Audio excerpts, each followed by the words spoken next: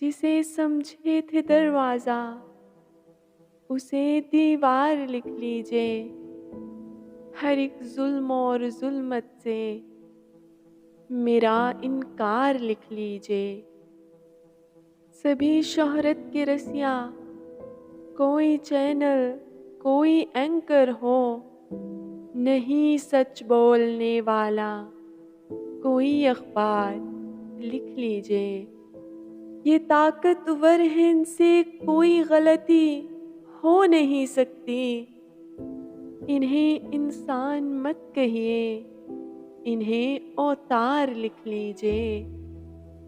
کوئی بھی راہ حق میں سر کٹانے پر نہیں راضی، سبھی سر قیمتی ہیں سو انہیں دستار لکھ لیجئے۔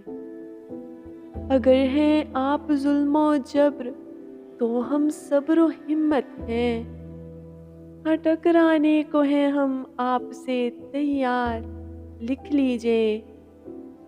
ہیں ہم اب واقف قاتل سو سچائی دبانے کے، چلے جائیں گے حربے آپ کے بیکار لکھ لیجئے۔ گئے سب ہجر کے لمحے، ملن کی آ گئی ساتھ، جہاں آنکھیں لکھی تھیں اب وہاں دیدار لکھ لیجئے۔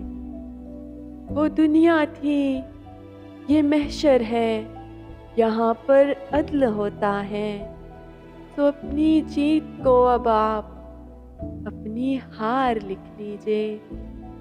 وطن سے عشق کی پاداش میں الزام دینا ہے، مجھے غدار لکھنا ہے، چلیں 100 بار لکھ لیجئے۔